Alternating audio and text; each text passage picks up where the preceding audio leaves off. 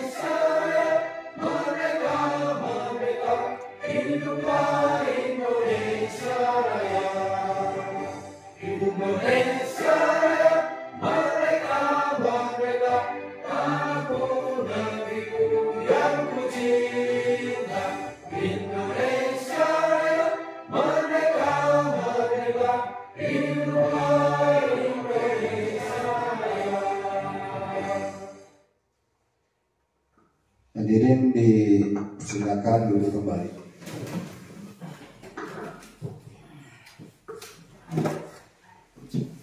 Bapak dan Ibu yang saya hormati, kita lanjutkan ke acara yang selanjutnya yaitu sambutan dari Bapak Kepala Sekolah. Waktu dan kehormatan saya persilakan. Bismillahirrahmanirrahim. Assalamualaikum warahmatullahi wabarakatuh. Waalaikumsalam warahmatullahi wabarakatuh. Alhamdulillah kita semua bisa berkumpul semuanya di acara diseminasi budaya positif, merupakan suatu program dari guru penggerak. Mudah-mudahan apa yang akan kita laksanakan menjadi suatu ilmu yang bermanfaat bagi kita semua ya. Bukan lima ngiring gue dapetin mainnya baik lagi. Program ya panginten sim kuring ngatur keun pisan maka hiji panginten ka guru penggerak karena sana adalah diurang namanya sadurang panginten guru penggerak sim kuring salaku pimpinan di sekolah panginten ngahibong kasandayana bapak mewah ibu guru mangga urang sayana guru pangpangna panginten kedah ngiring karena guru penggerak teh seueur pisan manfaatna pangintennya kangge diri sendiri walaupun kangge sekolah pangintennya eta kangge diri sendiri panginten program ayana pemerintah adanya guru penggerak. Jadi segala sesuatu itu di guru penggerak bisa menjadi istilahnya itu menjadi acuan kangge dirina sendiri umargi guru penggerak mah janten segala sesuatu teh kita terus mau ditinggal di payung mengkena sangarupi guru pamihoyong naik jabatan atau nabi hoyong naik tingkat teh ada sesat kalau jadi bapak sekolah jadi pengawas tak ku ayana program guru penggerak mah panginten pemerintah teh terus memfasilitasi tanpa janten mau dipersulit upami terus beres guru penggerak otomatis segala sesuatu anu sifatna karya pribadi hoyong naik tingkat atau nabi naik jabatan teh gampang pisan. Eta merupakan satu motivasi panginten kangge Bapak Dewa Ibu guru sadayana kangge kapayuna pangintennya mudah-mudahan beres Pak Akbar beres ayeuna genep sasi panginten di CGP ketos beres mah janten biasa langsung janten ngebahas sekolah ge di guru penggerak janten tegal aya teh sanggarupi bahkan janten pengawas oge langsung biasa eta istimewana guru penggerak manginten anu terus di program ke ku pemerintah ya karena PPG oge langsung otomatis mulai aya di guru penggerak mah langsung ujian tidak ada pedang atau sanggarupi eta otomatisna anu masuk ke guru penggerak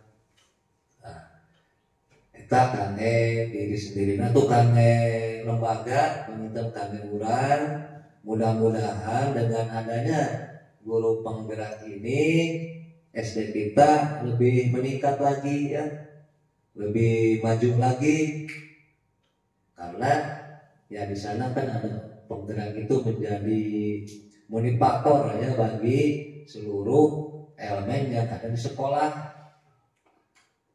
Janten ulah kangge sikuring pesen paling khusus anu guru penggerak. Jadi jangan hanya untuk diri sendiri tetapi untuk semua elemen yang ada di lingkungan sekolah kita. Bahwa penggerakan kepada guru-guru, kepada rekan, kepada anak-anak, kepada lembaga ya. Lembaga mudah-mudahan dengan adanya guru penggerak ini sekolah kita akan lebih maju lagi ya, akan lebih meningkat lagi. Mudah-mudahan tahun yang akan datang SD kita yang lebih meningkat lagi dalam segala hal gitu ya, dalam segala. Nah, kami ucapkan khusus secara pribadi ataupun secara lembaga, kami ucapkan terima kasih kepada Pak Akbar yang telah bisa melaksanakan diseminasi budaya positif ini. Semoga nanti apa yang akan dipaparkan oleh Pak Akbar ilmunya bermanfaat bagi kita semua. Itu saja mungkin dari saya, tidak akan panjang lebar. Cukup sekian. Wabillahi taufiq wal hidayah. Assalamualaikum warahmatullahi wabarakatuh. Waalaikumsalam warahmatullahi wabarakatuh. Terima kasih kepada Bapak Sekolah yang telah memberikan sambutannya. Kita lanjutkan ke acara yang selanjutnya, yaitu pemaparan dari Pak Akbar tentang diseminasi budaya positif. Waktu dan kehormatannya saya persilakan.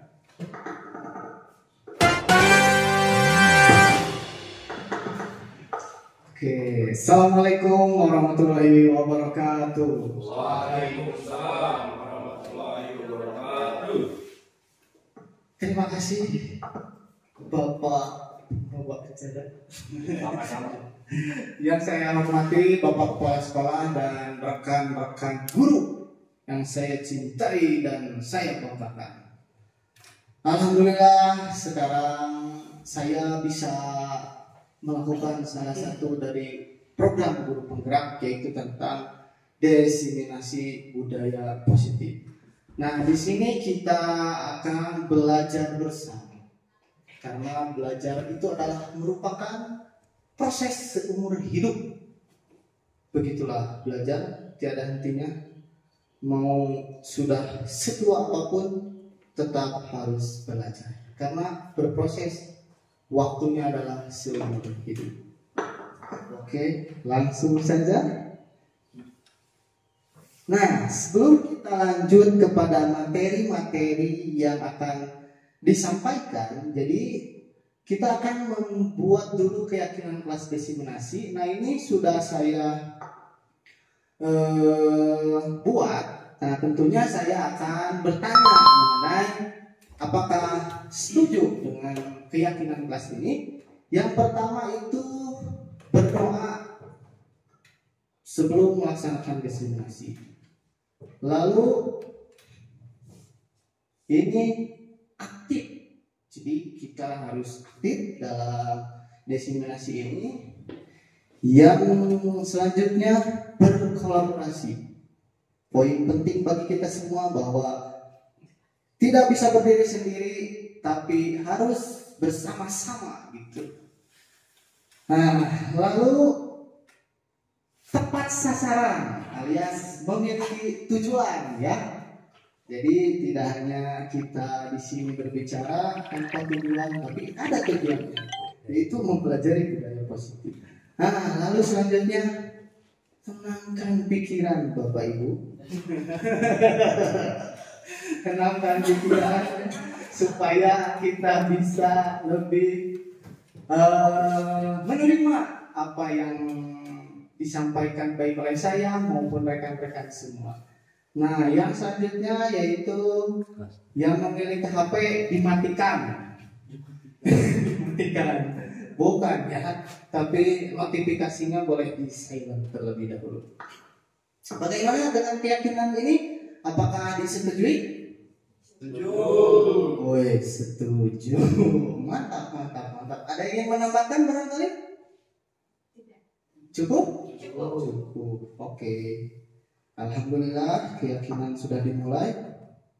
Nah, tadi tenangkan hati dan pikiran, arahkan semua perhatian untuk fokus diseminasi, hadirkan rasa ingin tahu, syukur dan welas asih. Jadi apa yang akan kita dapatkan bisa terserap oleh kita, baik oleh ini maupun ini. Seperti itu ya.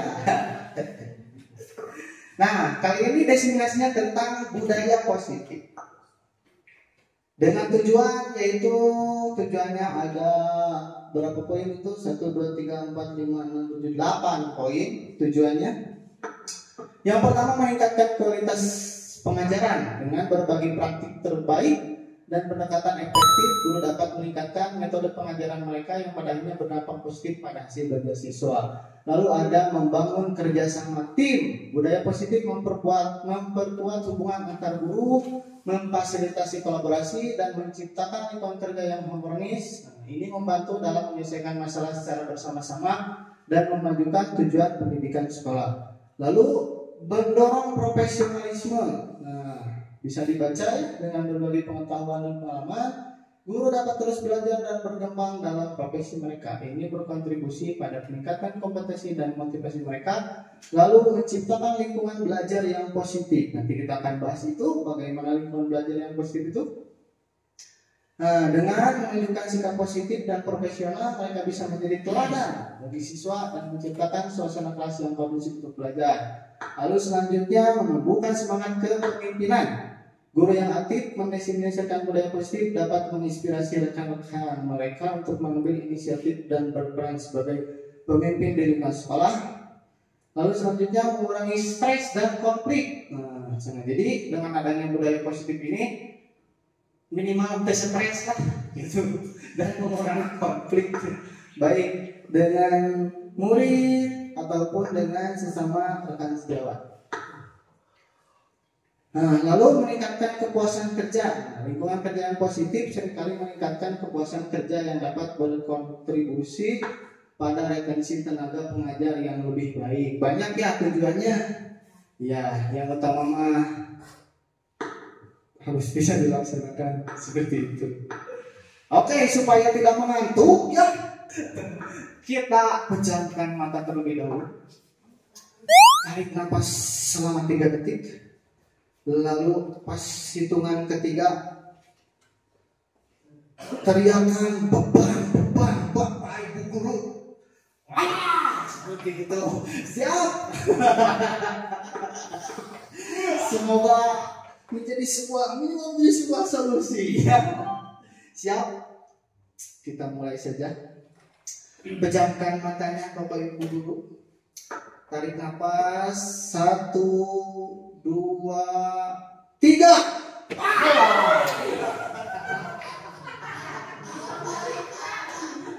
Aduh, kali kerja aku ini banyak beban.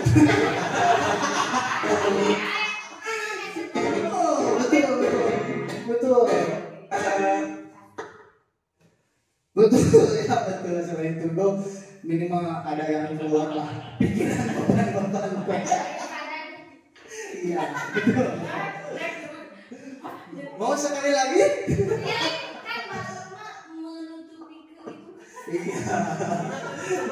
Boleh sekali lagi. Yang semangat ya. Dia TS breaking atau menjebak?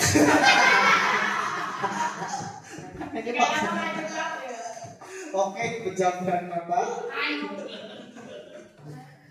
Pejamkan mata ya.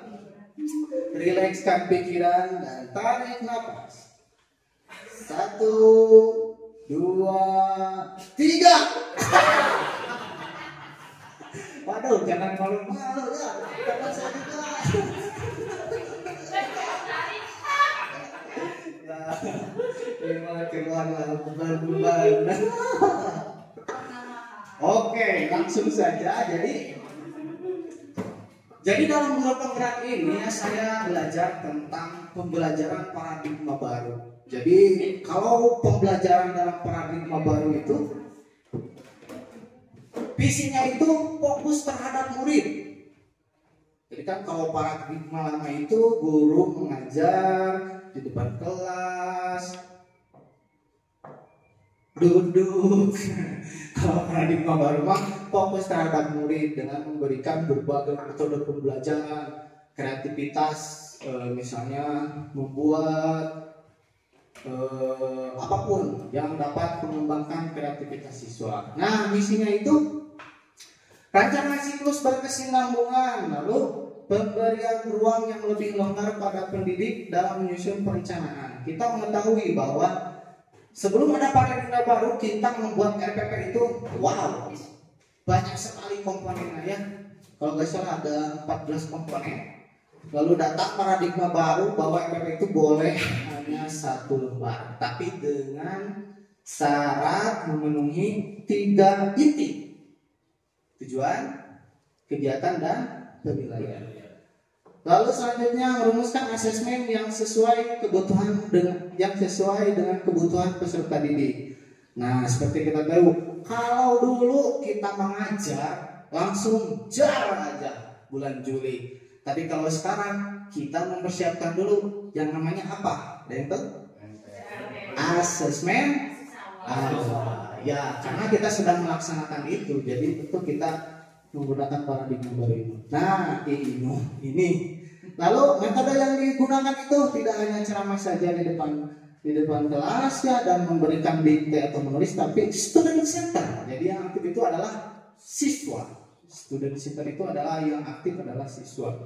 Jadi bukan aktif dalam menulis saja atau mendengarkan saja, tapi betul-betul diaktifkan untuk mengembangkan potensi-potensi yang mereka miliki. Lalu ada tujuan pendidikan menurut Bapak Pendidikan Nasional, yaitu Bapak Ki Hajar Dewantara, yaitu menuntut kodrat yang ada pada anak agar mereka dapat mencapai keselamatan dan kebahagiaan yang setinggi-tingginya, baik sebagai manusia atau anggota masyarakat. Nah, jadi menuntut kodrat ini maksudnya itu menuntut mengajarkan murid tentang potensi-potensi yang mereka miliki. Kalau yang suka nyanyi, berarti dia berpotensi untuk menjadi vokalis yang terkenal misalnya. Maka diarahkan supaya mencapai ke sana. Selanjutnya, trilogi pendidikan. Pasti kita sudah mengetahui ya, baik di perkuliahan atau di seminar-seminar, banyak yang membahas tentang trilogi pendidikan, yaitu Ingarso Sung Tulodo, Igmanja Mangkarsa Tutpuri Handayani. Kalau Ingarso Sung Tulodo, ini trilogi pendidikan sebagai pemimpin di kelas, sebagai guru yang harus kita pegang teguh. 3 trilogi pendidikan ini. Ingat sung tuladan. Jadi seorang pemimpin harus memberikan suri tauladan. Intinya adalah seorang guru perlu menjadi contoh bagi murid-muridnya. Lalu ada Igmanja Mangungkasa. Seorang pemimpin harus mampu menumbuhkan semangat bagi para anggota yang dipimpinnya. Kalau kita berada di dalam kelas, kita harus harus mampu meningkatkan semangat belajar peserta didik. Misalnya dengan adanya esprit king. Tadi saya sudah mencoba itu dengan menutup mata dan berteriak untuk mengeluarkan beban-beban yang ada. Tapi peran kita sebagai rekan sejawat yang bukan antara murid dan guru, bisa dicoba itu di kelas ya. Kalau anak-anak mah pasti teriaknya kayak raclong tak cuy.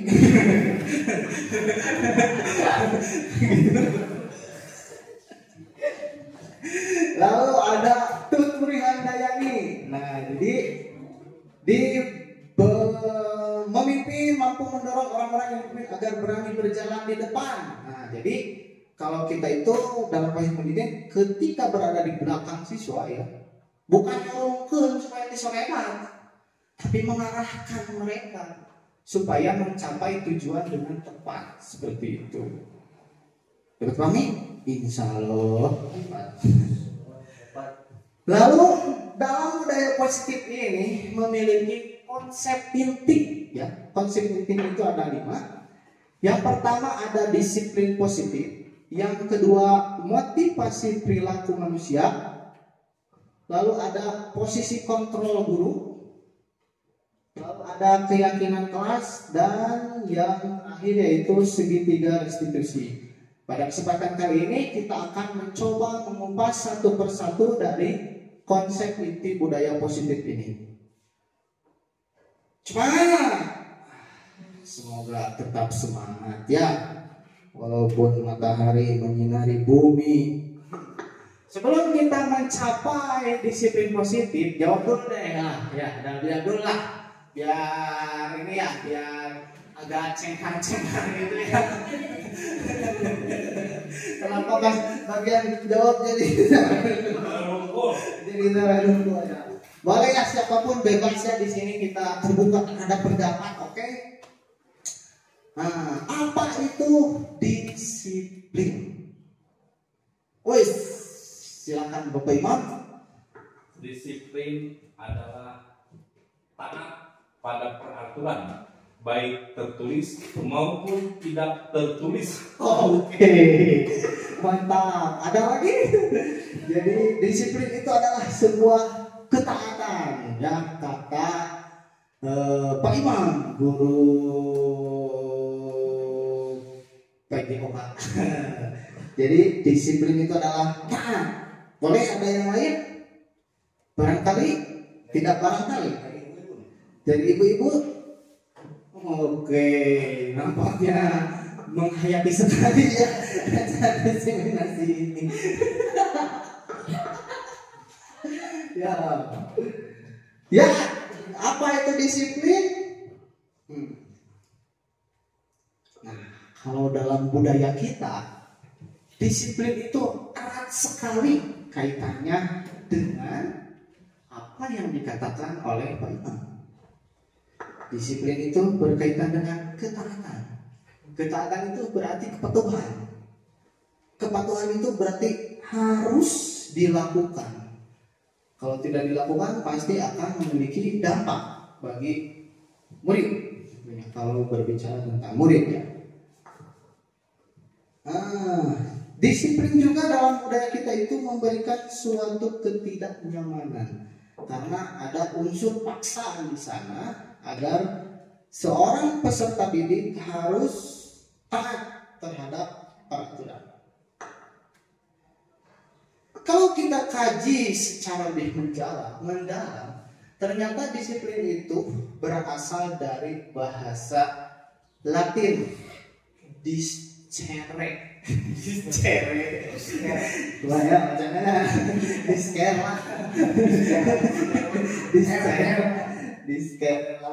yang artinya itu belajar. Jadi disiplin itu belajar ya. Nah, seperti yang tadi saya sudah jelaskan, dalam budaya kita makna kata disiplin dikenali menjadi sesuatu yang dilakukan seorang pada orang lain untuk mendapatkan kepatuhan. Kita cenderung menghubungkan kata disiplin dengan ketidaknyamanan. Seperti itu. Jadi disiplin itu adalah belajar. Belajar dari kesalahan supaya menjadi lebih baik. Belajar bersama-sama untuk meningkatkan kompetensi. Nah, itu adalah bagian-bagian dari disiplin. Seperti itu.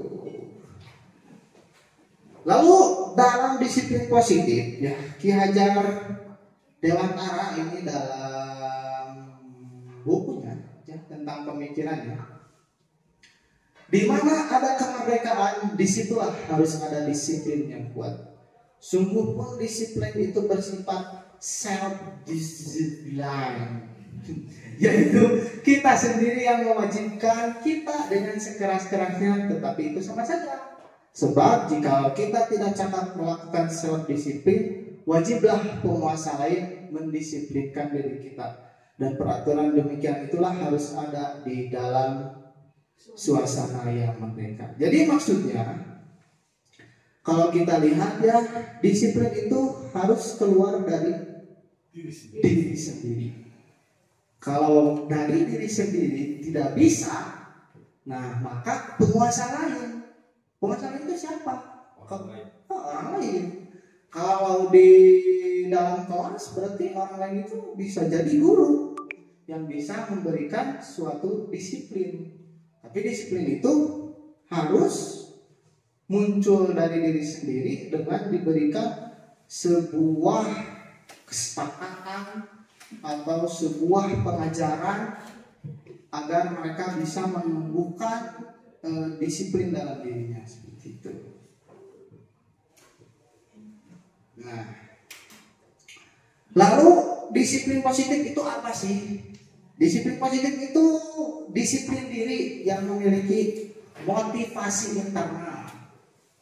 Tujuan dari disiplin diri agar terbentuk murid-murid yang berkarakter, berdisiplin, santun, juga bertanggung jawab, dan merupakan pembelajar sepanjang hayat dengan standar kompetensi lulusan yang diharapkan. Jadi disiplin diri ini memiliki motivasi internal. Motivasi internal itu adalah keinginan dari dalam dirinya sendiri, bukan dari luar dirinya. Nantilah kita lanjutkan ini di teori motivasi.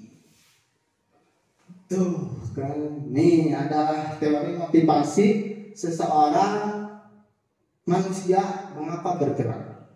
Kita ini motivasi yang mana sih? Kita refleksikan setelah ini ya. Yang pertama itu manusia bergerak karena menghindari ketidaknyamanan atau hukuman. Nah, seperti contohnya ya, manusia bisa bergerak misalnya menjadi siswa, jadi rajin dalam mengerjakan PR, dimungkinkan karena takut hukuman dari gurunya. Misalnya kalau tidak mengerjakan PR, misalnya maju lagi 200 kali, misalnya seperti itu.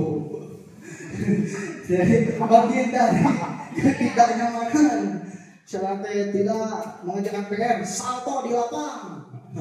Seperti itu bisa jadi. Begitupun dengan kita sebagai seorang guru, kita melakukan sesuatu misalnya mengerjakan PNM, apakah kita takut misalnya dihukum oleh Kemendikbudristek karena PNM-nya tidak dikerjakan atau yang lain?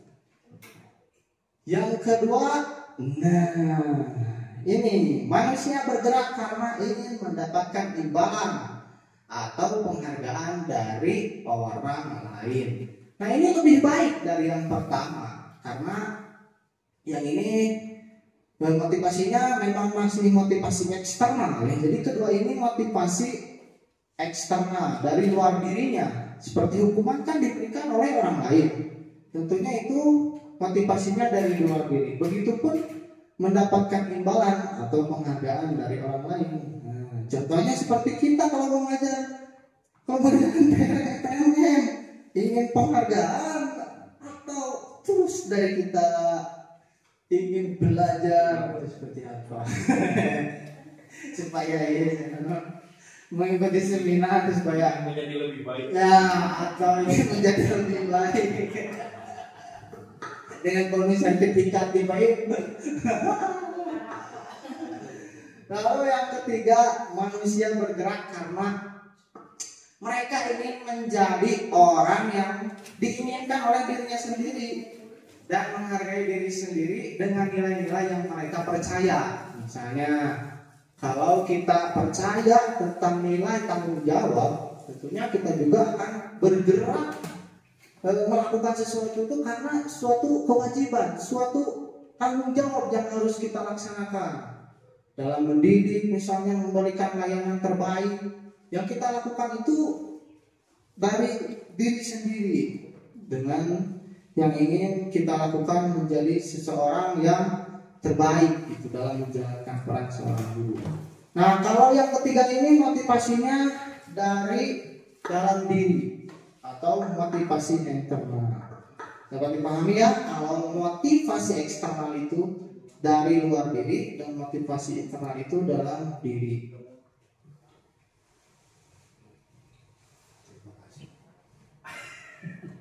Apakah ada? manusia bergerak karena ada sentuhan. Ya, itu berarti motivasi eksternal. Kalau bergerak langsung berarti internal. Nah, tentunya tadi kita telah membahas tentang ada sedikit singgungan tentang hukuman, ada sedikit singgungan tentang peraturan. Lalu apa sih perbedaan antara hukuman, konsekuensi, dan restitusi? Nah, hukuman, konsekuensi, dan restitusi. Hukuman bersifat tidak terencana atau tiba-tiba. Anak atau murid tidak tahu apa yang terjadi dan tidak dilibatkan.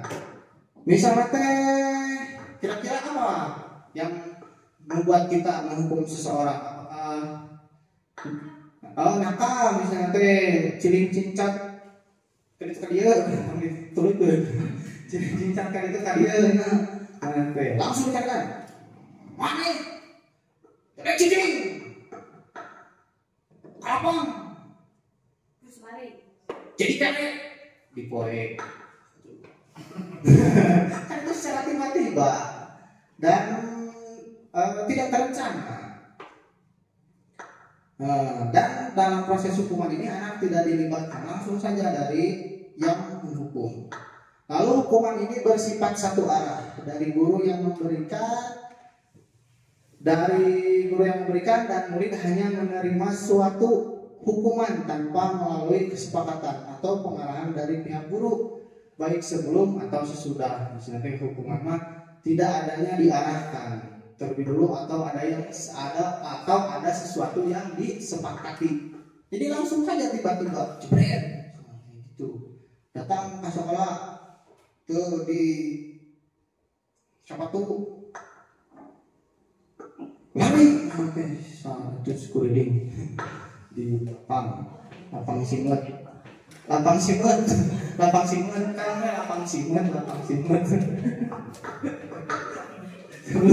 sudah. Lalu hukuman yang diberikan bisa berupa fisik maupun psikis. Murid atau anak disakati oleh suatu perbuatan atau kata-kata. Kalau zaman POC ya, guru-guru zaman POC, siapa nih ada gak ya? Berbuat kesalahan, kita bisa ngejawab. Aduh, nah, itu merupakan suatu jimat kamu. Itu merupakan suatu kekerasan fisik yang dapat menyakiti murid. Atau misalnya psikis, kayak pengawas kita ya, yang kalau kata gurunya mah, mana bolotot kumpul, tapi bisa maca. Nah, seperti itu. Dan itu merupakan juli atau hiasan.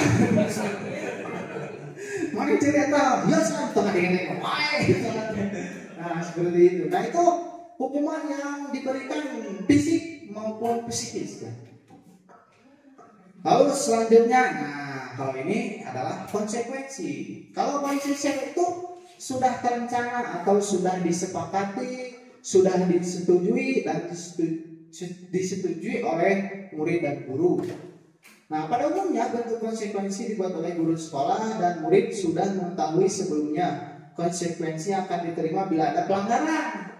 Konsekuensi tetap membuat murid tidak nyaman untuk jangka waktu pendek. Nah, contohnya saya pernah menerapkan konsekuensi, itu ada kesepakatan kelas. Dilarang duduk di meja. Kalau duduk di meja, saya juga berbincang dengan murid. Konsekuensinya mau apa? Mau membereskan meja dan buku. Nah, itu boleh kalau seperti itu.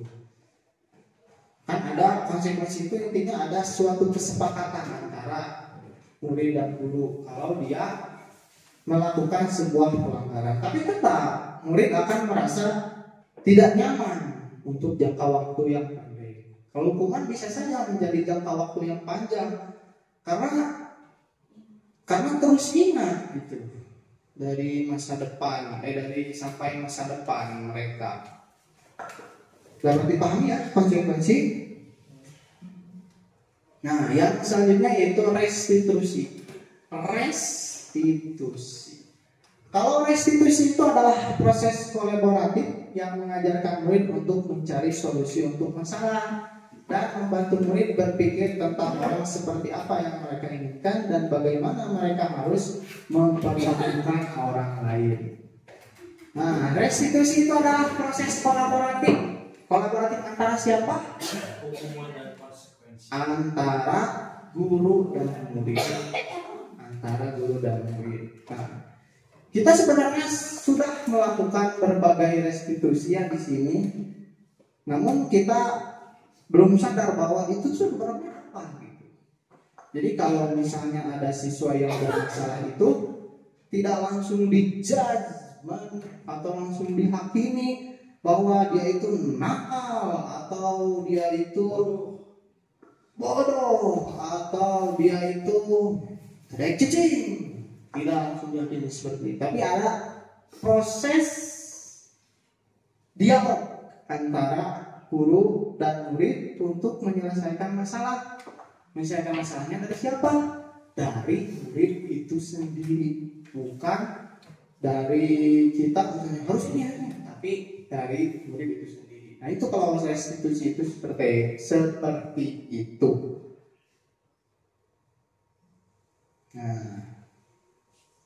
Nah, restitusi ini perlu dipahami bahwa restitusi ini bukan untuk menebus kesalahan, namun belajar dari kesalahan. Lalu restitusi memperbaiki hubungan. Restitusi adalah tawaran, hanya menawarkan saja, bukan paksaan. Lalu restitusi juga menuntut untuk melihat ke dalam diri. Restitusi juga mencari kebutuhan dasar yang mendasari tindakan. Restitusi diri adalah cara terbaik untuk proses pemecahan masalah. Nah, restitusi ini jangan dianggap sebagai kamu salah ini berarti harus ditebus. Bukan. Tapi restitusi adalah proses belajar dari sebuah kesalahan. Nah, pemecahan masalahnya itu didapatkan oleh siswa. Seperti misalnya ada siswa yang tidak mengerjakan PR, kita berdialog dengan dia, lalu solusinya juga dihasilkan dari siswa itu sendiri. Seperti itu kalau restitusi itu. Menuntun untuk melihat ke dalam dirinya, mau jadi apa, mau jadi orang yang baik, mau jadi orang yang menghargai waktu, atau menjadi orang yang seperti apa. Seperti itu kalau restitusi. Nah, kita coba ya. Kita coba. Mau dibacakan, mau dibaca? Kita boleh dibaca sambil dibacakan saja ya. IPA kurang menguasai pelajaran matematika, sehingga pada saat pelajaran tersebut berlangsung, dia lebih banyak berdiam diri atau menggambar di buku pelajarannya. Pada saat guru matematikanya Pak Seno menanyakan pertanyaan, IPA menjadi gugup dan tidak sengaja menjatuhkan tasnya dari kursi, serta tiba-tiba menjadi gagal pada saat berupaya menjawab. Seluruh kelas pun tertawa melihat perilaku IPA yang bicara tergagap dan terkejut tersebut.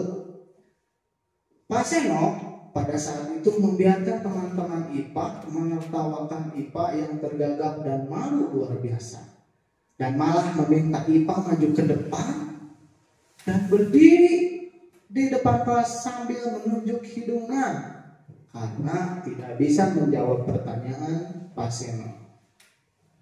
Kelas semakin gaduh dan anak-anak pun tertawa melihat IPA di depan kelas memegang ujung hidungnya, seperti menciumnya. Nah, itu. Oke. Menurut Bapak dan Ibu, apa yang dilakukan oleh pasien ini termasuk hukuman, konsekuensi, atau restitusi? Hukuman. Betul. Mengapa hukuman? Oh, langsung ya secara tiba-tiba. Alhamdulillah ya Allah. Alhamdulillah saya berbicara dapat dipahami. Dapat dipahami. Ya, betul sekali ya. Jadi kalau dari kasus ini memang pasien memberikan hukuman ya, karena secara tiba-tiba, tambah ada lagi kekerasan fisik dan psikis yang ada di kasus ini. Fisiknya dia harus berdiri di depan kelas sambil memegang hidung, dan psikisnya yaitu dia ditertawakan oleh teman-temannya. Kasihan nih Pak. Kasihan nih Pak. Silakan Pak. Silakan. Oke, kita baca dulu sedikit ya. Oke. Hukuman atau konsekuensi kali ini tuh ada 3 pertanyaan. Kalau guys, 4. 1, 2, 3, 4. Siap? Siap. Membersihkan coretan yang dibuatnya di meja tulis. Oke, kita cek. Mau dicek sama sendiri atau sama saya? Sama Bapak. Sama saya saja ya. Iya. Oke, kita cek. Survei membuktikan.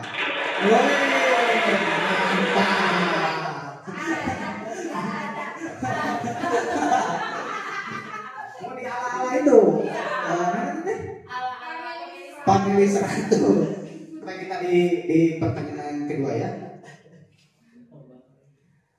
Oke, nah berdiri di kelas sambil mengangkat kaki 1 karena tidak bisa menjawab pertanyaan. Hukuman atau konsekuensi? Ada.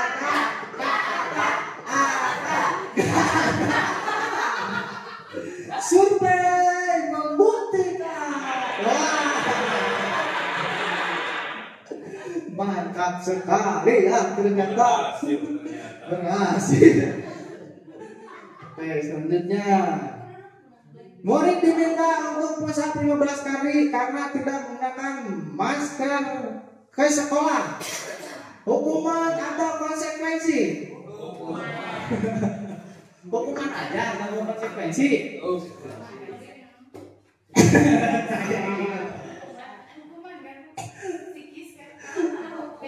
Siap.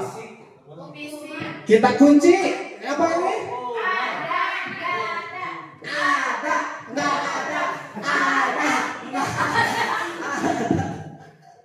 Siapa yang membuktikan? Waduh, ini 100 pinjam dulu.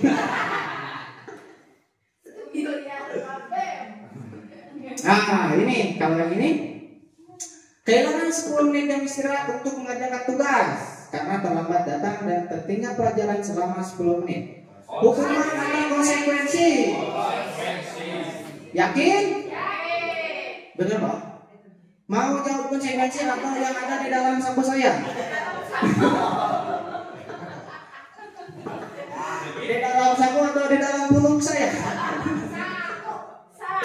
Konsekuensi kunci? Kunci. Apakah ada? Langsung saja ya.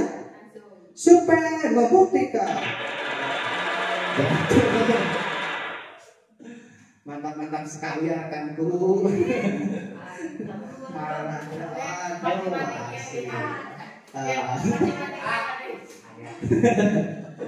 Oke, sekarang kita beranjak ke keyakinan kelas atau keyakinan sekolah atau keyakinan kelas. Nah, jadi mengapa tadi ada hukuman, ada konsekuensi, ada restitusi? Tentunya bisa dilakukan menjadi sebuah keyakinan gitu agar tercipta suatu budaya positif.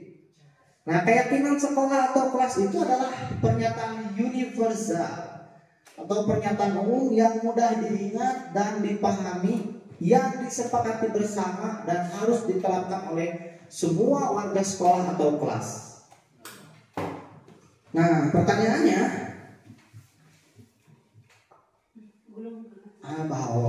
ambil saja. Pertanyaannya, mengapa keyakinan kelas bukan peraturan kelas? Bagaimana ini? Mengapa keyakinan kelas bukan peraturan kelas? Mengapa? Mengapa keyakinan kelas bukan peraturan kelas? Ada yang mau menjawab? Oh, sebentar. Muka dulu risol. Ada yang ingin mencoba menjawab barangkali? Cok, kita di sini belajar bersama. Keyakinan kelas dibuat oleh semua guru bersama siswa. Cuma kalau peraturan kelas biasanya diatur oleh guru.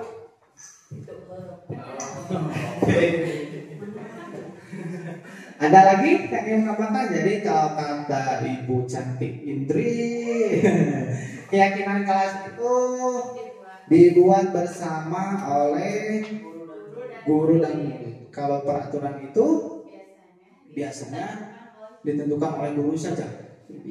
Nah, ada lagi yang ingin menambahkan barangkali? Sama aja? Atau tidak barangkali? Tidak barangkali. Idem saja.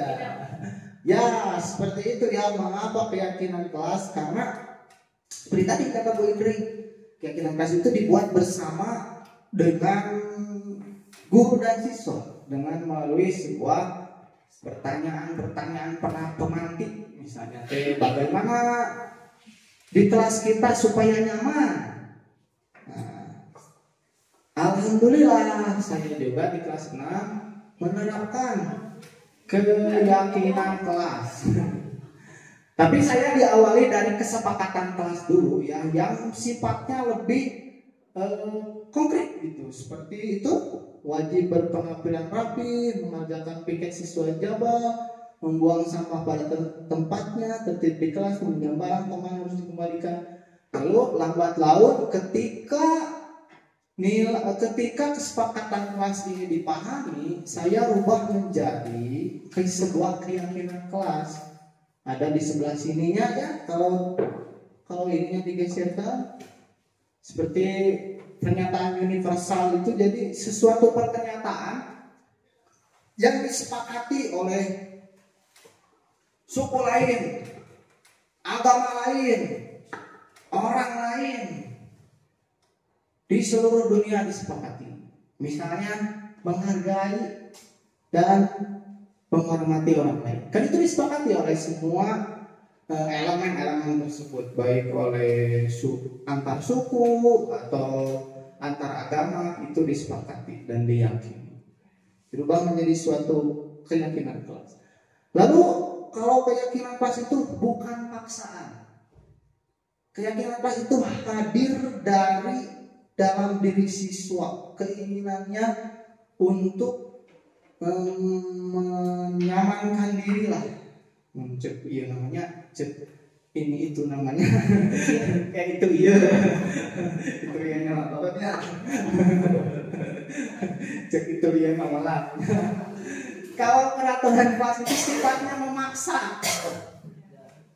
Dan berisi kalimat-kalimat negatif. Kalimat-kalimat negatif ini bukan kalimat yang jorok atau apapun, tapi kalimat misalnya jangan berbicara kasar di dalam kelas. Nah, kalau mulai keyakinan ini dirubah menjadi wajib berbicara sopan ketika di dalam kelas. Seperti itulah keyakinan kelas. Jadi harapannya keyakinan kelas ini karena dari siswa tersebut, harapannya bisa dilaksanakan oleh siswa tersebut. Begitupun dengan guru, karena itu juga dibuat oleh guru bersama murid. Nah, ini yang tadi saya jelaskan di abstrak, peraturannya lebih rinci dan konkret, pernyataan universal ya. Kalau keyakinan kelas mah kalimatnya itu kalimat positif.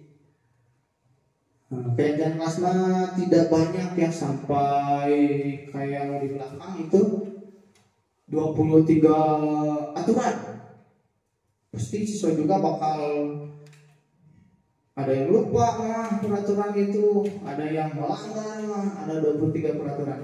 Keyakinan kelas dibuat menjadi lebih sedikit. Di sana ada kesepakatan kelas atau peraturan kelas dengan sanksinya, lalu ada 23 poin di belakang dirubah menjadi 1, 2, 3, 4, 5, 6 poin saja yang diyakini oleh warga di kelas 6 karena saya guru kelas 6. Nah, lalu semua warga kelas tentunya berkontribusi dalam pembuatan kelas lewat curah pendapat. Nah, jadi keyakinan kelas ini dibuat lewat curah pendapat. Gayanya bisa gaya macam-macam. Kalau siswa misalnya malu ketika curah pendapat, boleh dituliskan misalnya kayak ngawan sih gitu di kelasnya. Kayak kumaha gitu. Kayak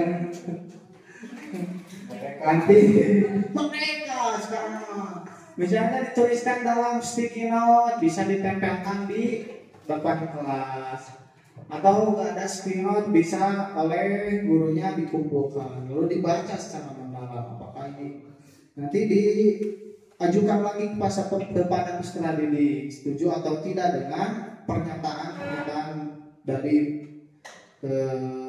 murid-murid tersebut. Keyakinan kelas sudah, lalu kita akan beranjak ke 5 posisi kontrol guru. Nah, sebagai pemimpin pembelajaran, tentunya kita harus memiliki sebuah kontrol yang baik terhadap peserta didik. Posisi kontrol guru ini ada 5. Ada guru sebagai penghukum, guru sebagai pembuat rasa bersalah, guru sebagai teman, guru sebagai pemantau, guru sebagai manajer. Nah, kita bahas satu-satu ya. Guru sebagai penghukum itu seperti apa sih? Sebagai penghukum. Guru sebagai penghukum. Nah, ini mah sudah pasti dapat langsung diketahui ya. Karena dari adanya hukuman fisik dan verbal. Nah, orang-orang yang menjalankan profesi penghukum senantiasa mengatakan bahwa sekolah merupakan sistem atau alat yang dapat lebih menekan murid-murid untuk lebih dalam lagi. Misalnya kayak tadi melalui kekerasan fisik, melalui kekerasan psikis, supaya murid itu menjadi sesuai apa yang diharapkannya. Tapi bukan dari dalam dirinya, itu dari luar dirinya. Nah, ini adalah salah satu guru sebagai penghukum. Jadi adanya hukuman fisik maupun verbal. Nah, biasanya kalau di tingkatan SMA ya, ketika seseorang memerankan guru sebagai penghukum, kan saya juga ada rekan-rekan guru di SMA. Kalau katanya saya dulu sebagai penghukum, jadi ada yang salah langsung hukum jebret, langsung hukum jebret. Jadi anak-anak siswa-siswa tersebut itu menjadi seorang pendendam pada guru tersebut. Ada yang disoekeun mah jokna kepesan bana diasupan uyah ngesina kayak nyaritakeun diri sorangan itu enggak apa-apa.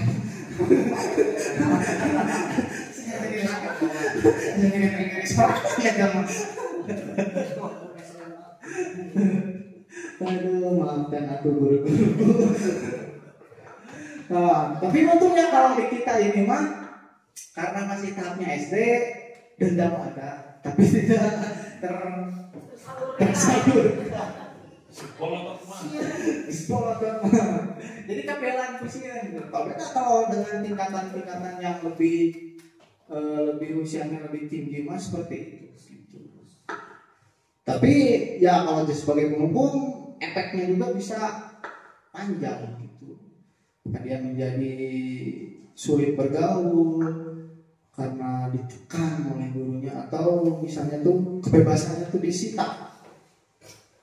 Jadi seharusnya mereka bergerak, karena gurunya sebagai seorang penghukum kesal, lalu diam kamu, gerak, saya kali. Seperti itu. Nah, itu akan menjadikan siswa menjadi pendiam dan memiliki trauma.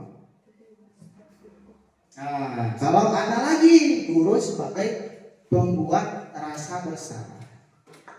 Nah, kalau pembuat rasa bersalah ini biasanya guru akan bersuara lebih lembut. Pembuat merasa bersalah akan menggunakan keheningan yang membuat orang lain merasa tidak nyaman. Nah, pembuat rasa bersalah ini gurunya menggunakan suara lembut. Ente curang kare guru teh. Ente jepet biasa ngomongna luar biasa. Aduh, di namanya kasakola teh buuk teh menuju warnaan. Cik atuh hargai bu guru. Dirinya teh naon arek jadi anak bang apa jadi anak sekolah. Seperti itu. Guru nanti maaf bu, guru maaf bu maaf. Seperti itu kalau pembuat rasa bersalah. Nah, tadi baik penghukum maupun pembuat rasa bersalah tentunya memberikan suatu ketidaknyamanan. Kalau biasanya penghukum ibaratnya bisa menjadi seorang pendendam, lalu kalau dilaksanakan bisa melakukan tindakan-tindakan yang kurang sesuai dengan nilai-nilai kebajikan. Nah, kalau pembuat rasa bersalah biasanya dipendam, dan ini lebih berbahaya. Dan guru sebagai pembuat rasa bersalah ini lebih berbahaya dari penghukum, karena siswa itu akan memendam kesalahannya dan tidak tahu harus berbuat apa. Seperti itu. Jadi hening dalam kesalahan. Nah, ada juga guru yang posisinya sebagai teman.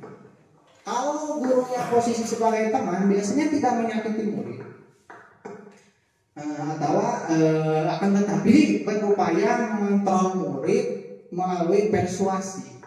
Posisi teman pada guru bisa negatif ataupun positif. Contohnya seperti ini, guru sebagai teman itu berupaya mengontrol diri murid melalui persuasi. Jadi muridnya itu diajak gitu, kan sebagai teman. Jadi muridnya itu misalnya berbuat kesalahan, ayolah demi Bapak kamu harus menjadi pribadi yang lebih baik. Atau misalnya demi Bapak kamu harus rajin datang ke sekolah.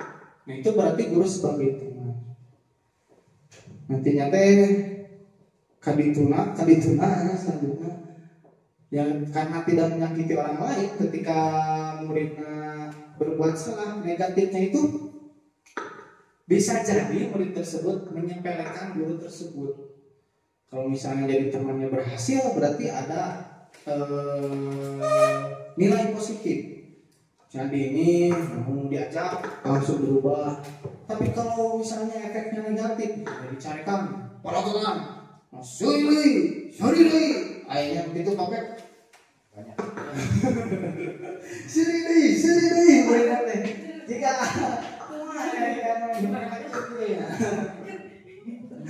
jika menyepelekan itulah kalau posisi teman itu tidak menyakiti murid tapi bisa menjadi negatif ataupun positif.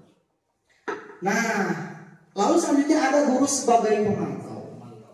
Kalau sebagai pemantau ini adalah yang jeli, yang matanya elang. Setiap ada kesalahan, misalnya deh, kesalahannya itu melempar barang di kelas. Kamu sini, ngapain melempar barang di kelas? Kamu tahu aturannya apa?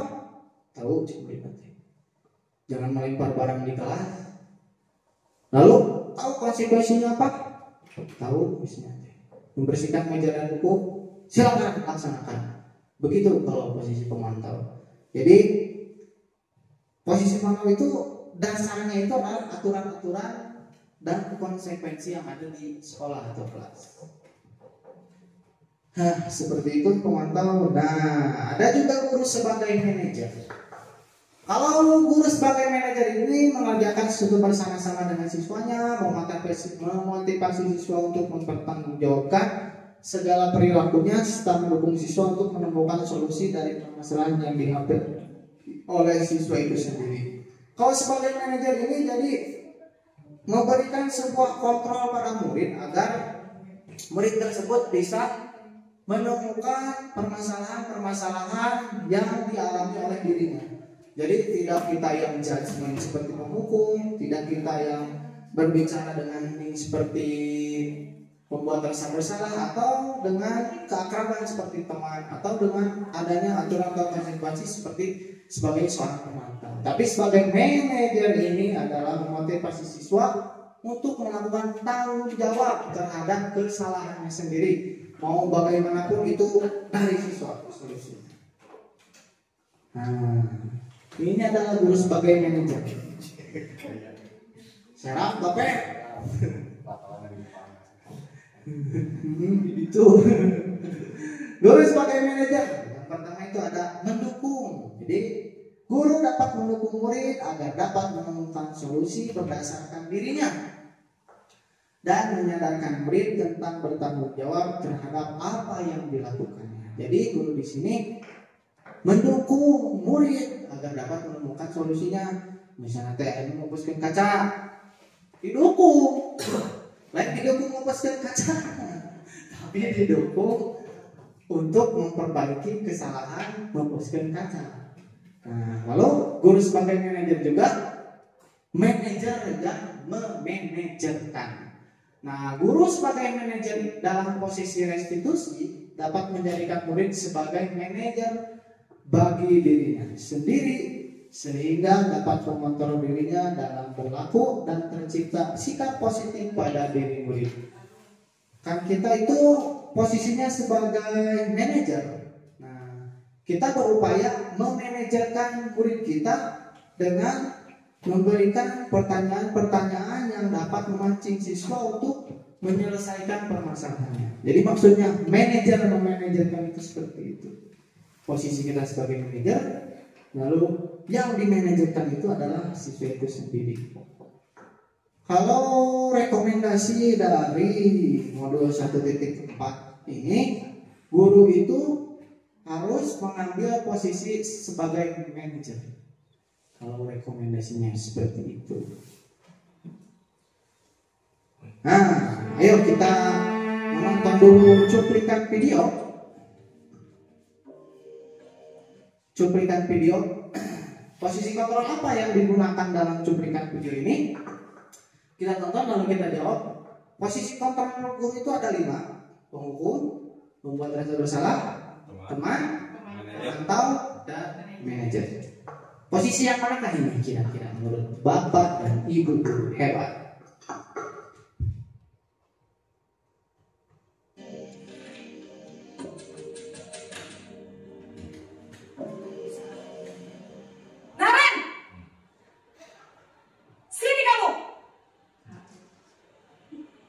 Selamat pagi, Bu. Selalu terlambat. Kamu deh, pasti terlambat. Maaf, Bu. Saya Apa? Apa coba? Alasan kamu apa lagi? Kapan sih kamu tidak terlambat? Malas sekali ya kamu jadi anak. saya Dasar pemalas. Gak kapok-kapok sih kamu. Sudah berapa kali terlambat?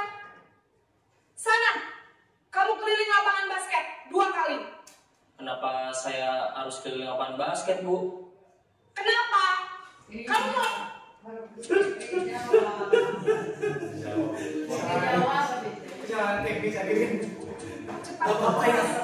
Maaf ya, Bu. Maaf sekali.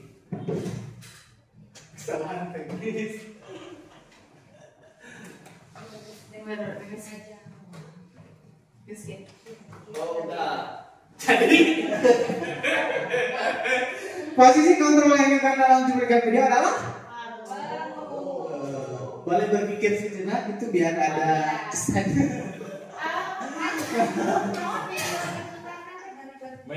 Waduh, manajer. Setuju manajer? Tidak. Jadi setujunya apa? Penghukum. Nah begitulah seperti penghukum ya.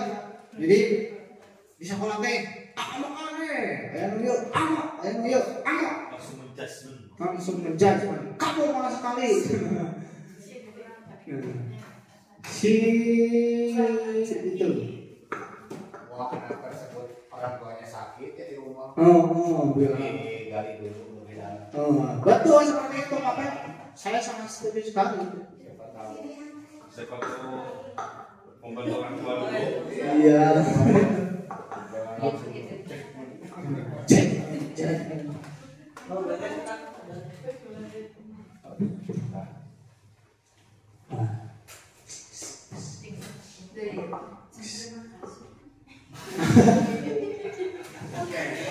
Terima kasih Ampun.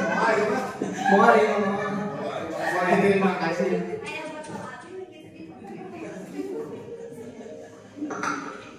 Kita cuplikan video yang kedua.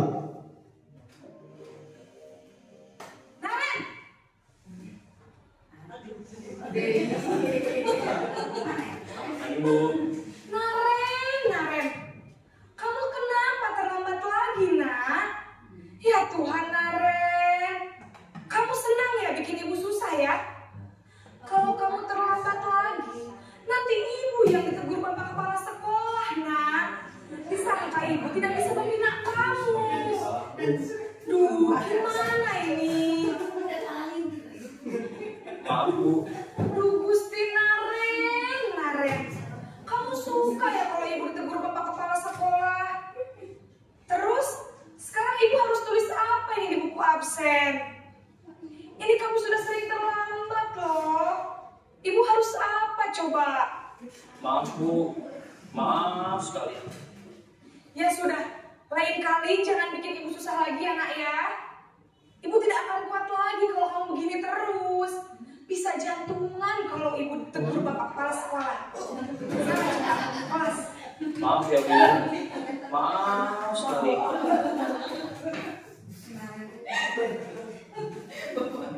Ya. Jadi apa? Yang digunakan dalam sebuah video. Membuat rasa bersalah. Membuat rasa bersalah. Begitulah kerasa kan bagaimana perbedaan antara posisi penghukum dan pembuat rasa bersalah. Iya. Ya, kalau penghukum seperti itu tadi kita bisa melihat pembuat rasa bersalah mah jadi siswanya itu memiliki kesalahan gitu. Jadi merasa sangat amat bersalah. Aneh rapat ini 10. Nah, Terus sama raya ku ibu.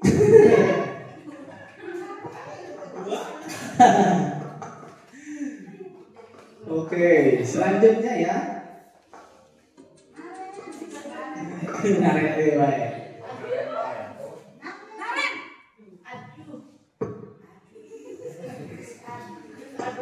Selamat pagi Bu. Selamat pagi Naren. Maaf Bu, saya terlambat. Iya, sekolah masuknya jam 7, sekarang sudah jam 7.20. Jadi sekarang bagaimana ini Naren? Maaf Bu, saya lupa setel alarm saya semalam. Baiklah, menurut kamu, keyakinan sekolah yang mana yang perlu kamu tingkatkan? Menghargai diri sendiri dan orang lain mungkin ya Bu. Setuju. Jadi, apakah Naren meyakini prinsip saling menghormati tersebut? Iya Bu, saya meyakininya. Apakah Naren bersedia memperbaiki masalah keterlambatan ini? Bersedia Bu. Bagaimana kamu akan perbaiki masalah keterlambatan ini? Saya akan coba untuk tidak lupa menyetel alarm saya Bu.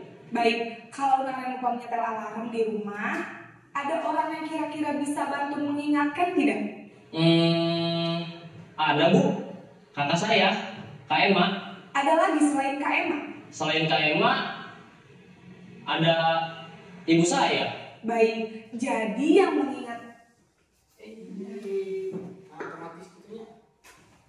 Ya, posisi kontrol dalam cuplikan video adalah manajer. Nah, sebenarnya ini kesalahan teknis, ternyata mau ada surprise, tapi langsung agak begini soal jawabannya. Ya, sebagai manajer. Jadi dalam manajer itu tidak langsung menjudge bagaimana seorang terlambat disebut malas, tapi adanya proses restitusi. Yang tadi itu dinamakan restitusi. Ada keyakinan, ada menanyakan keyakinan kelas yang telah dilanggar. Lalu solusinya pun kan bukan dari gurunya yang keluar, tapi dari siswa yang membuat kesalahan. Seperti itu kalau posisi manajer. Lalu kita akan menjadi guru yang mana? Apakah sebagai penghukum? Apakah sebagai pembuat rasa bersalah? Apakah sebagai teman? Apakah sebagai pemantau atau sebagai manajer? Tentunya ini memerlukan sebuah proses yang cukup panjang. Cobalah untuk bergeser, kalau dari tadinya penghukum bergeser menjadi pemantau, dari pemantau langsung menjadi manajer. Kalau mau disekalikan boleh. Bagaimana tergantung dari bapaknya. Kalau kita berrelasi sekarang, kita dari Pak Pep dulu, Pak Pep. Menurut Pak Pep, selama ini Pak Pep menjalankan posisi kontrol yang mana? Penghukumkah? Pembuat rasa bersalahkah?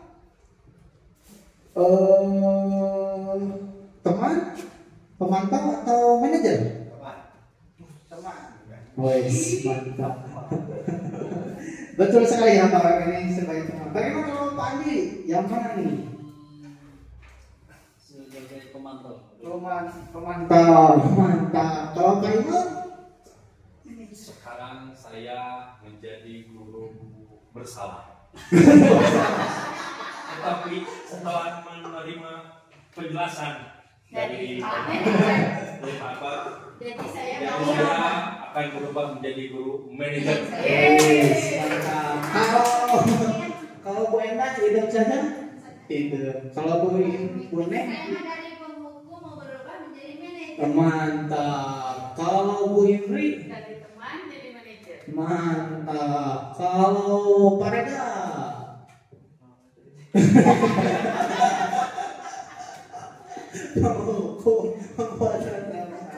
Teman pemantau atau manajer? Mantap.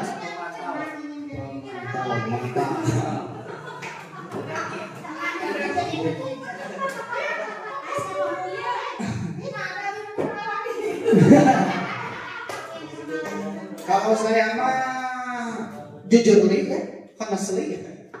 Kalau saya emang seorang penghukum. Kalau saya memang seorang penghukum, tapi dengan hukuman yang kalau dicontoh mah tadi edan-edannya hukumannya hanya sedikit. Memang itu saya juga tidak tahu harus bagaimana memperlakukan seorang peserta didik ketika membuat masalah.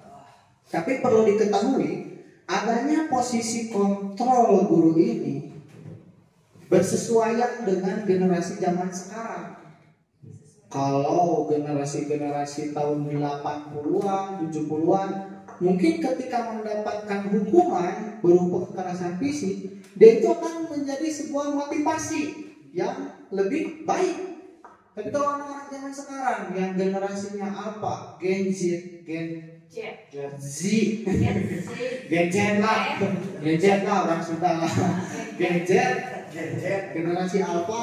Ketika kita diberikan hukuman seperti itu, kemungkinannya berhenti sekolah atau dia menjadi seorang yang memiliki trauma. Seperti itu.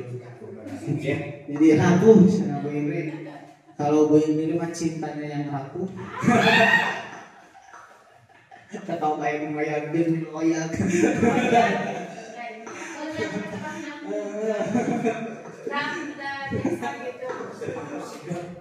Kalau ini memang. Oke, sekarang kita beranjak ke restitusi. Nah, restitusi adalah suatu proses dialog yang dijalankan oleh guru atau orang tua agar dapat menghasilkan murid yang mandiri dan bertanggung jawab. Nah, sebenarnya kegiatan restitusi ini bisa dijalankan di rumah loh. Serius. Saya juga kadang-kadang kalau lagi suka melakukan restitusi bersama anak saya, bersama Neng Apre. Suka dilakukan restitusi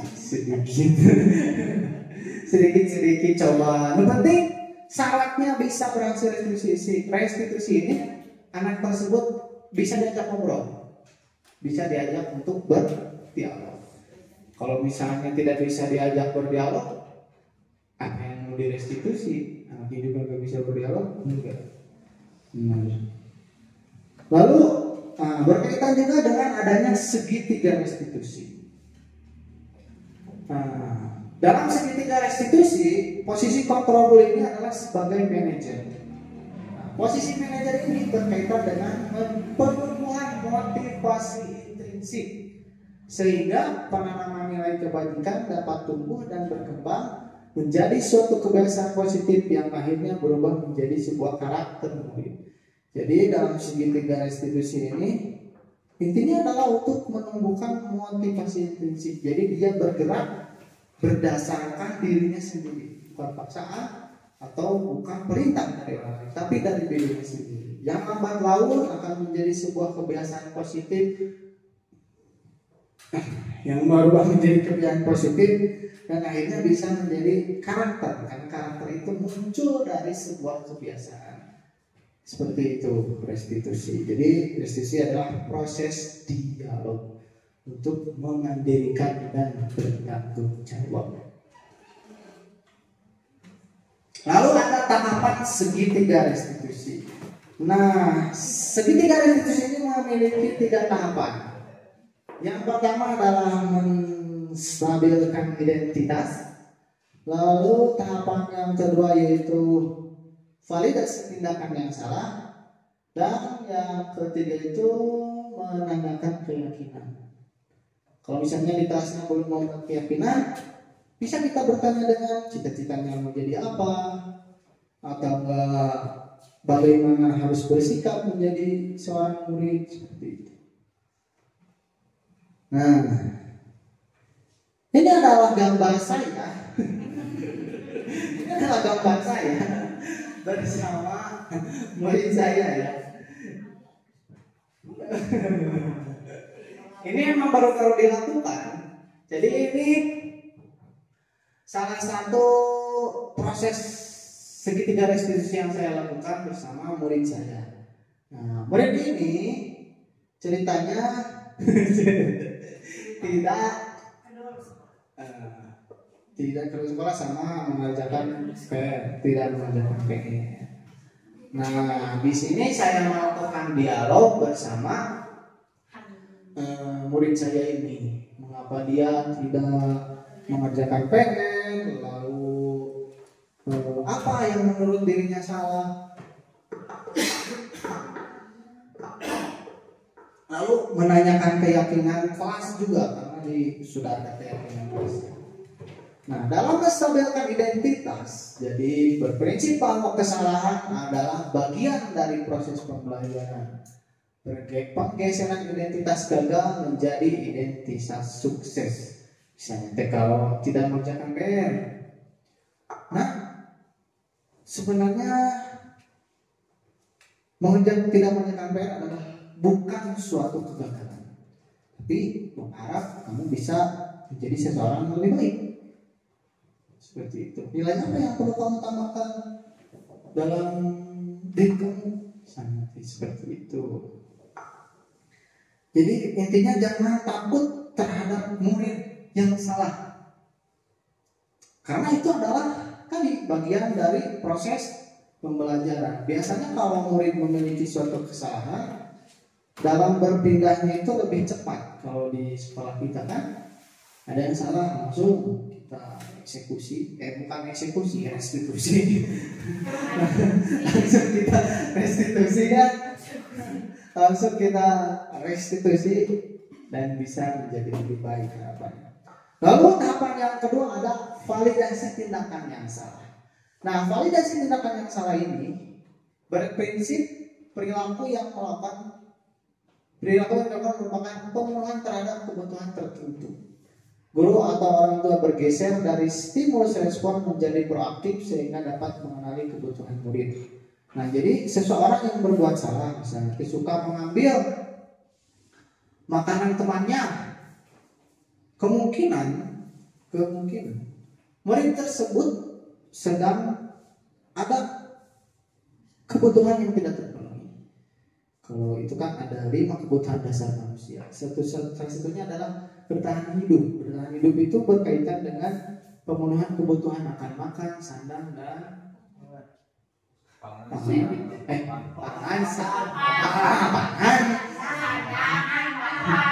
namun bahasa Sunda nama dahareun, pakeun, rumah, imaheun. Seperti itu.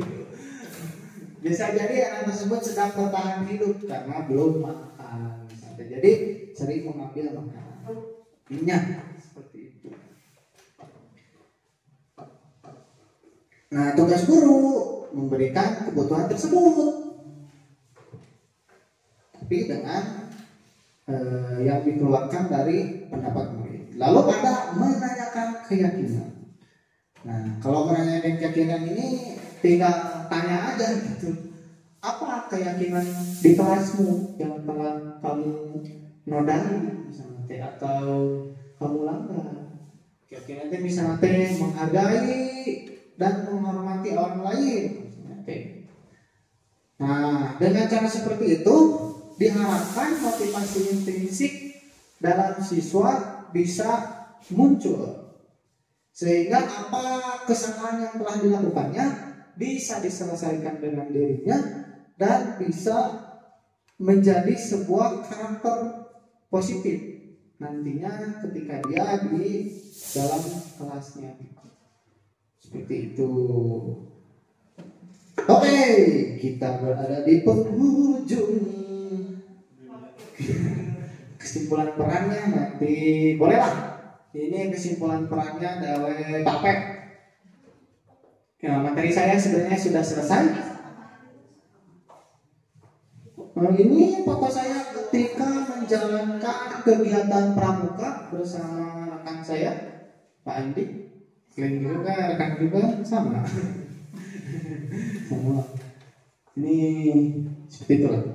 Sepertinya materi saya cukup sekian. Barangkali sesi tanya jawab, Pak Bi. Barangkali ada yang ingin bertanya dari rekan-rekanku. 2 pertanyaan boleh, 1 pertanyaan boleh.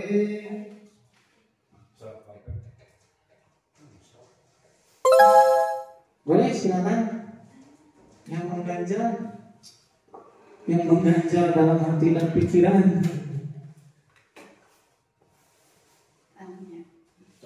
Nanya ya Bapak. Iya. Bapak curhat dong. Apa yang harus kita lakukan? Kan kita misalnya peran dulu tadi guru dari teman menjadi manajer. Nah, apa yang seharusnya kita lakukan sekarang itu, perubahan apa yang harus kita lakukan? Yang pertama itu apa?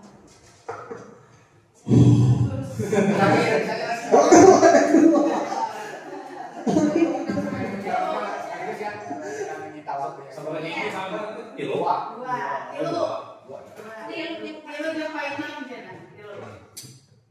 Menyambung itu dari itu Pak Akbar, pertanyaan yang dari Bu Indri itu kan jelas ada tahapannya, ada tahapan yang dari teman ya, guru teman ke manajer itu seperti apa. Tapi teman di sana kan tanda kutip bukan berarti kita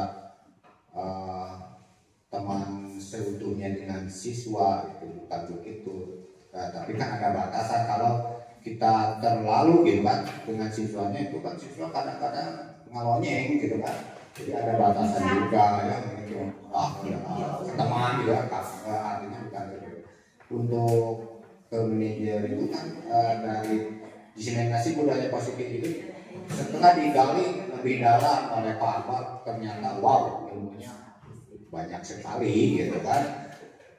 Tapi kita kan sedikit-sedikit ke depannya insya Allah gitu kan, dari kita guru SD Cisarua mudah-mudahan dapat melaksanakannya gitu, untuk generasi yang akan datang. Itu kan generasi itu beda-beda dari tiap generasi apa gitu kan. Tadi kata Bapak, generasi ini kalau sukanya apa gitu kan, itu beda kan, beda-beda.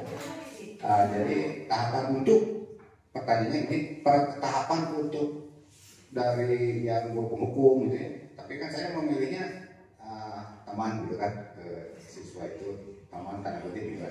Untuk ke manajer langkah-langkahnya atau sintak gitu ya, pernah mendengar sintak saya juga bengong sintak apa gitu.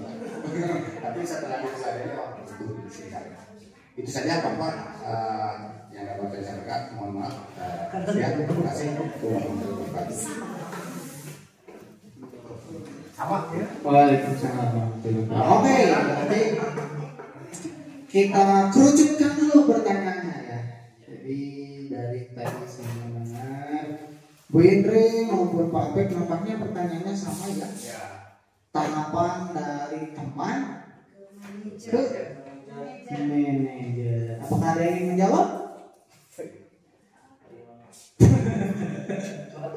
Barangkali. Oke, kalau tidak ingin menjawab saya akan jawab. Tahapan dari teman ke manajer. Memang ya, kalau dari teman itu kadang kita menjadi seseorang yang dekat dengan murid, tapi kalau terlalu dekat bisa menjadikan kita menjadi tidak dihargai oleh murid. Kalau kata Pak Pep mah ngalonyeng ya. Makanya teman itu hanya untuk mengakrabkan diri bersama peserta didik. Nah, tentunya Pak Pep di sana sudah sedikit menerapkan posisi sebagai manajer. Karena posisi sebagai manajer ini adalah untuk membuka ruang dialog. Untuk membuka ruang dialog. Terkadang kan kalau ada siswa misalnya yang bermasalah, ditanya ini, jawabnya ini, tanya lagi ini, jamnya di sini. Kadang jadi suka tidak bersesuaian dengan kejadian yang sebenarnya.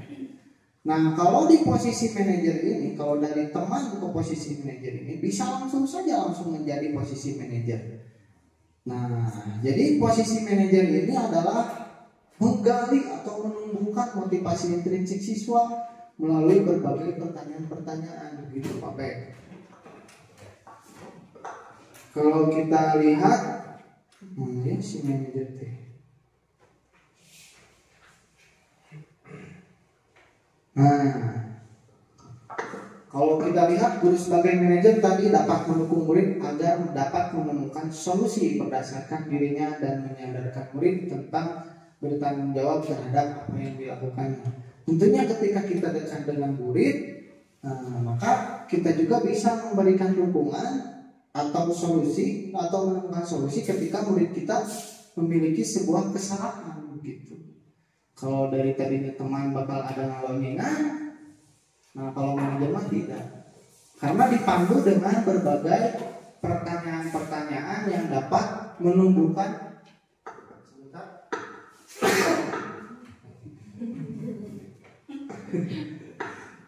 karena guru sebagai manajer ini dipandu untuk menumbuhkan motivasi intrinsik tadi melalui segitiga restitusi yang 3 tahapan itu. Jadi ada proses menstabilkan identitas, ada memvalidasi tindakan saya yang salah, dan menanyakan keyakinan kelas.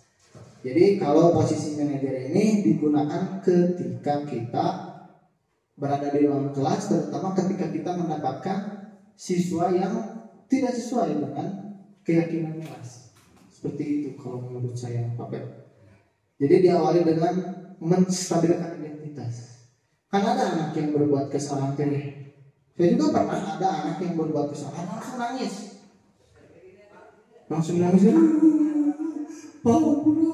Nah, tentunya kalau seperti itu, kalau dengan posisi manajer itu, dia pun nangis seperti itu bisa diajak ngobrol gitu untuk menemukan solusi yang solusi dari masalah yang dihadapi oleh anak tersebut. Begitu kira-kira dari saya, Pak. Ada yang ingin menambahkan? Bagaimana? Apakah diterima? Ya, diterima. Oke, mantap. Paham. Jadi guru itu menjembatani ya. Iya, Menjembatani kebalikan lagi ke anak yang menggalinya lagi anak. Iya, betul sekali. Betul sekali, Pak Pek, mantap. Seperti itu tepat sekali, Pak Pek. Jadi memang ya, kalau guru sebagai manajer ini merupakan salah satu rekomendasi dari program guru ini juga, bahwa terbaiklah posisi guru sebagai manajer ini. Seperti itu. Jadi ya, anak akan kembali lagi kepada kelompoknya misalnya. Kan tadi kan kita tahu kalau seorang anak yang memiliki kesalahan, wah disurahkan mah boga identitas yang jelek mah. Nah, dengan kita melakukan restitusi, anak tersebut bisa kembali ke kelompoknya dengan karakter yang lebih kuat. Karakter yang lebih kuat yaitu karakter yang lebih baik lah, seperti itu. Nah, begitulah.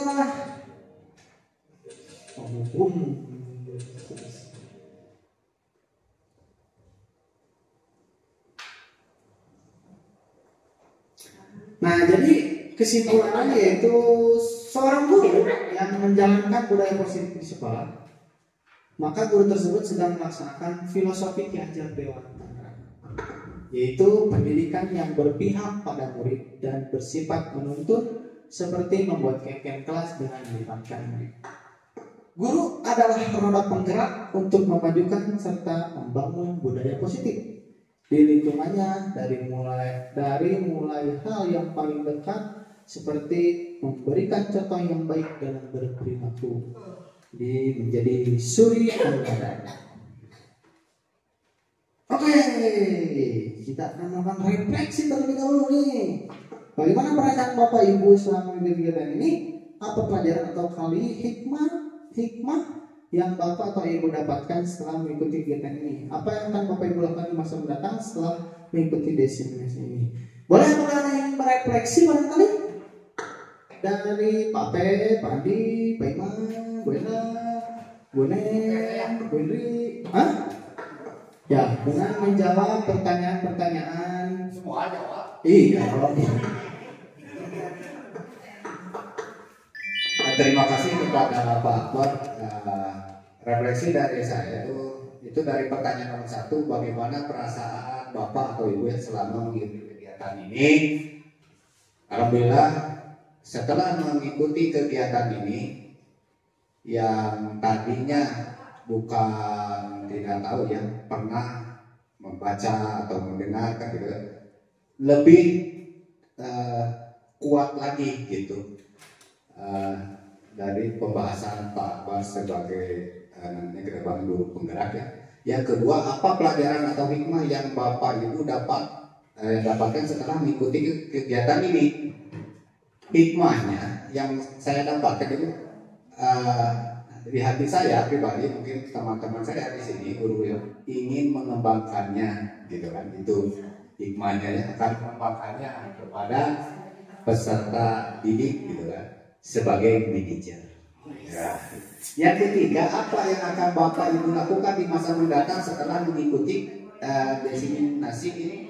Ilmu-ilmu yang didapat barusan yang diterangkan oleh Pak Akbar itu, yang positif-positifnya akan diambil, akan dikembangkan, dan yang pasti ada yang negatifnya kan gitu, itu akan dibuang jauh.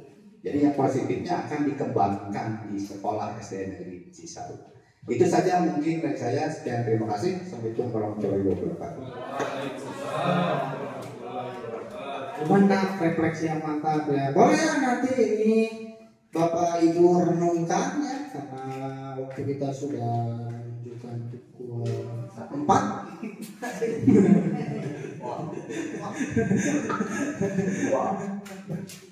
Ya, jadi bolehlah nanti direnungkan pelajaran apa yang telah didapatkan dan bagaimana kita di masa mendatang melakukan budaya positif di sekolah kita nanti. Okay? Thank you for attending. If you have any further question or would like to explore opportunity to work together, please don't hesitate to reach out to us. Monggo.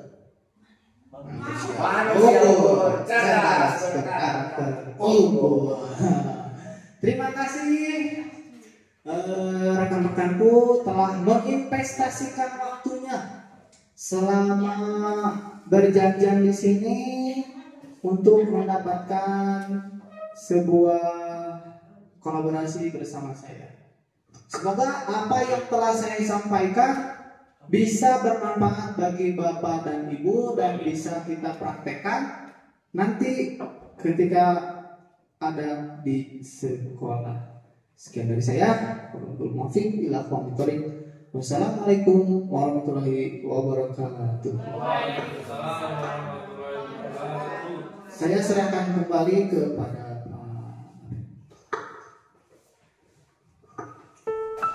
Terima kasih kepada Pak Akbar yang sudah memberikan ilmunya tentang diseminasi budaya positif di SD Negeri Cisarua, Kecamatan Kertasari. Alhamdulillah banyak ilmu yang didapat.